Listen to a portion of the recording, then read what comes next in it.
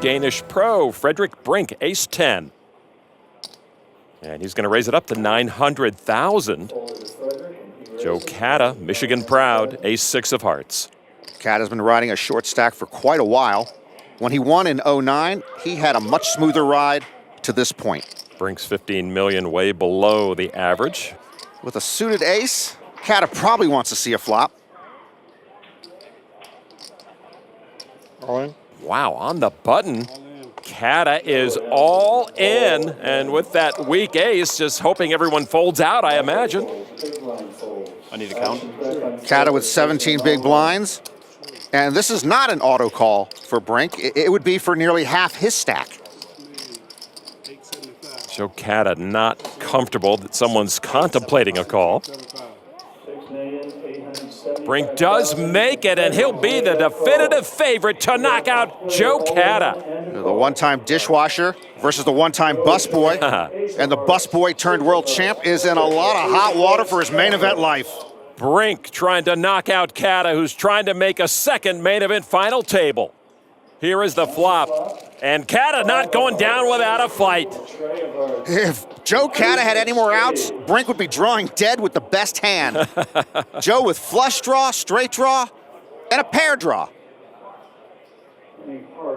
But Joe Cada still needs help. The 9 is not anything he can use. He'll need river magic. Cada acting like he's been here before. He has. Well, then my assessment is spot on.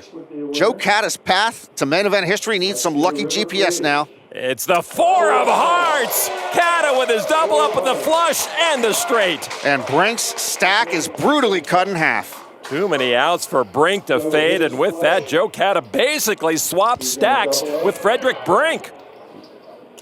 Linsky seems so likable. If you sat next to him in a bar, I think he'd buy you a beer. Linsky calls for 600,000 more against Joe Cada. These two will see a flop. Linsky flops top pair. He'll check to Cada. Joe says it felt so easy in '09 to get to the final table. He didn't understand how difficult it was then and says he can appreciate it more now. Cada bets $1 million with the weak ace. We are 6-handed at each table now. It's a different game. You need to adapt. You play more hands, you open up a little more. And that is tough on the shorter stacks, as Linsky just calls. Jack of hearts, Linsky still best. Cada gets a little help turning a Broadway draw. Linsky content to give Cada some rope. And Joe doesn't have that much rope. He started his hand with just 20 big blinds. With his leading pair of kings, the check to Cada, who now bets $2.6 million. Cada keeps firing away with ace high. Linsky top pair with a gut shot. But a river queen would be a disaster for him. Cada would have the higher straight. Linsky, 28-year-old poker pro.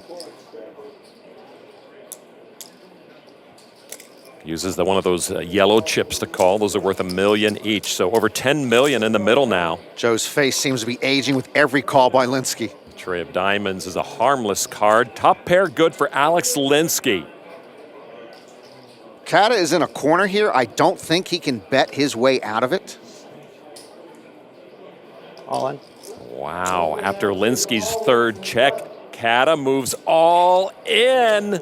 My goodness, Cada puts his final 14 bigs in on a bluff shove. If Linsky calls here, Cada is out just like that. And Norman Linsky has those not sure I can fold eyes. Linsky top pair. Cada bet on every street. Would Cada bluff shove? I never expect anyone to bluff shove, particularly at this point of the main event. So my answer is no, he wouldn't be bluff shoving. Yeah, he really hasn't seen Cada get out of line at all. As you mentioned, it has been a grind for Cada. He's really been very careful, close to the vest with every hand he plays. Cada trying to cash in on that table image with this bluff.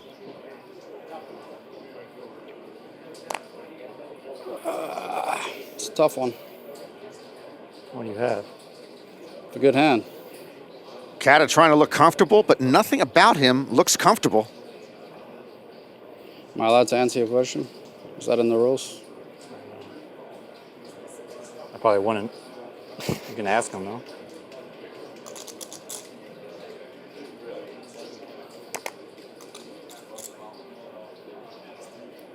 Linsky does fold. Wow, wow, wow.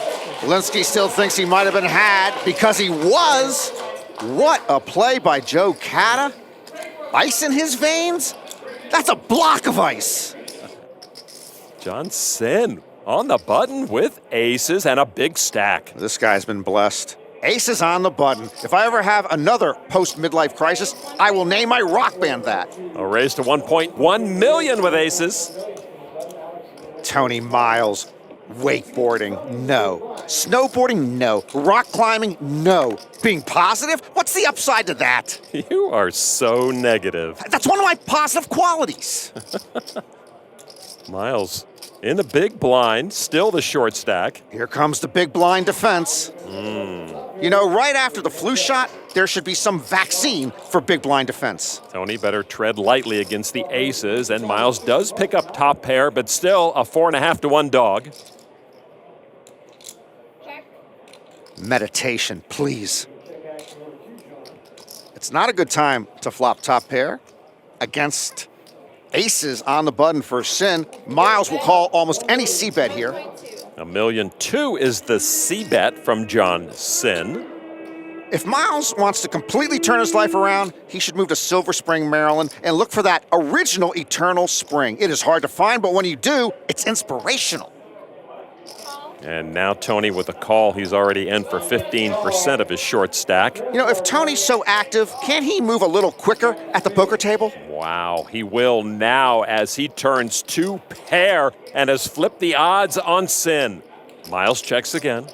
I believe the reason Tony hit the jack on the turn is because he's on the keto diet. It's one of the positive after effects. Sin feeling pretty good about his aces, bets 2.6 million. Yeah, quite a benign board for pocket aces, but Miles has the goods. Sin's aces against Miles jacks up. All in. And Tony is all in again, and now the heat on John Sin. And he calls, and Tony Miles looks like he's going to get his double up after all. Wow. Sin turned it over like he knew he was beat. And of course, no way Miles is shoving with just a pair or just a draw. What card do you want? 3 clubs. Queen of clubs. I was already visualizing it. I'm glad you asked. Queen of clubs? 3 of clubs. 3 of clubs. It's the king of diamonds. That will work for Tony Miles, too. Let's just turn this place into a club. Can we get some music? John Sin still with the lead. A much slimmer advantage now after being unable to fold his aces to Tony's straight. Sin, king jack suited.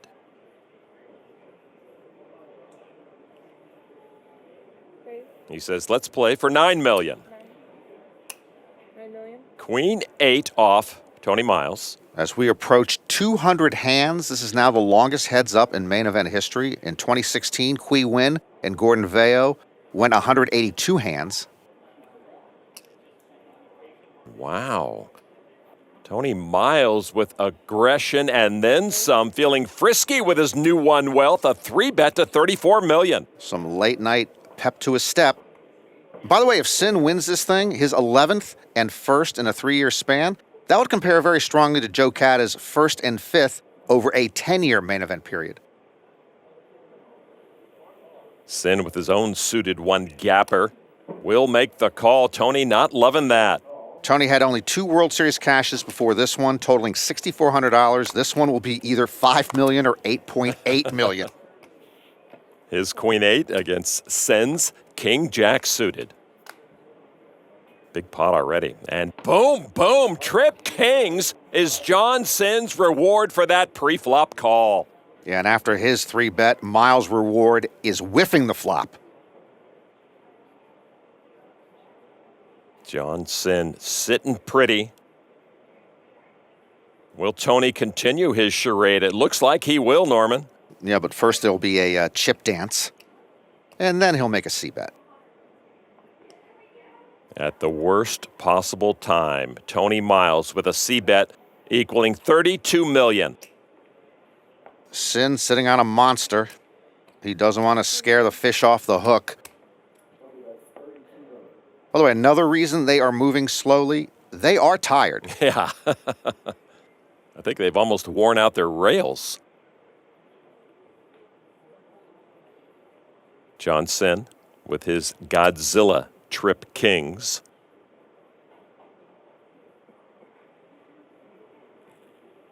Just calls. Look at the pot size, 133 million. Turn card, Miles now pairs his 8, but is drawing dead. That's a shame. I'm all in. Wow, another bluff shove. It's his only hope of winning this pot, but not his only choice.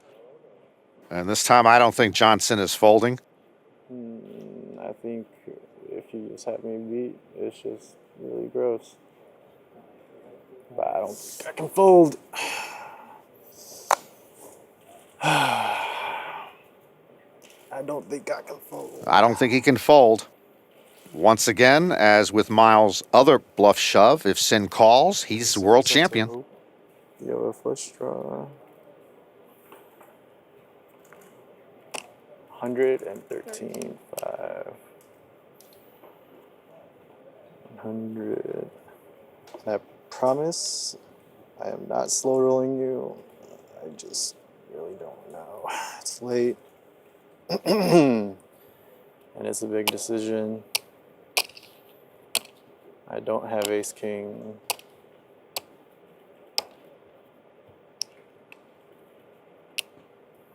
I don't have king queen. Miles now knows for certain he's beat. But I did call with king jack pre-flop. And I'm wondering if it was a mistake. I can't fold.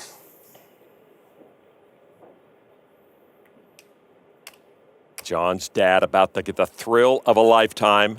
At a different hour in a different event, this would have been a pretty quick call. Sin finally does make the call that he had to make, and that makes John Sin our 2018 World Series of Poker Main Event champion. I'm sorry, man. I wasn't trying to slam you. He's slow rolling me. Huh?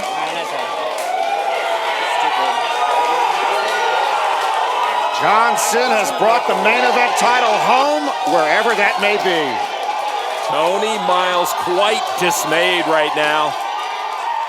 John Sin stunned by what has now come to him.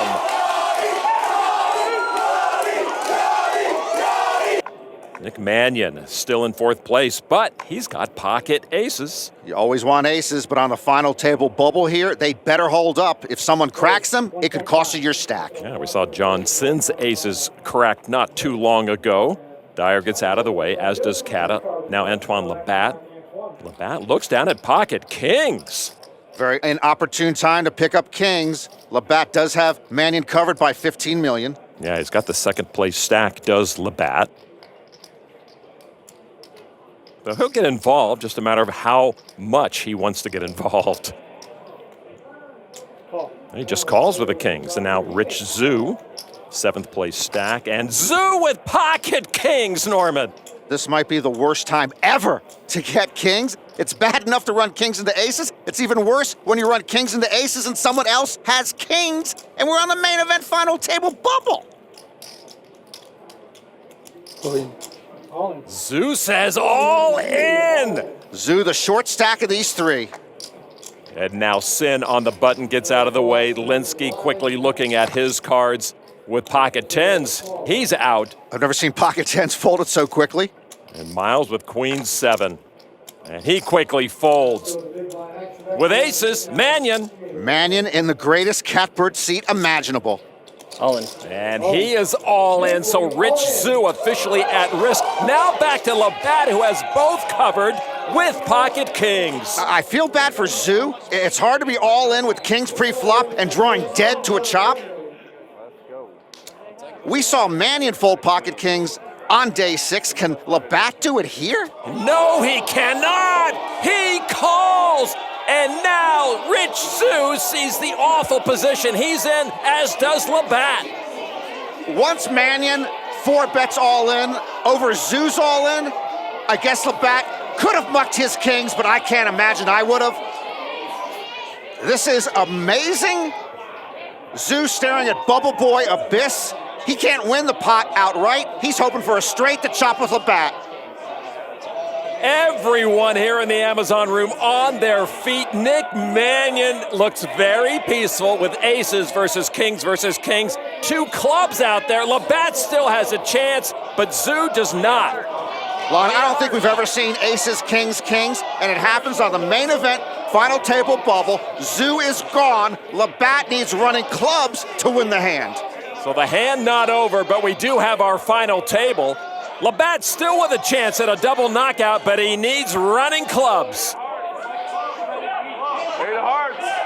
The turn card now. Eight of hearts. The tray of spades makes it official. And a final hand worthy of the greatest poker tournament in the world. Nothing Rich Zhu could do there. Labatt could have folded, maybe should have folded, but he still has chips, and Nick Mannion has a monster stack.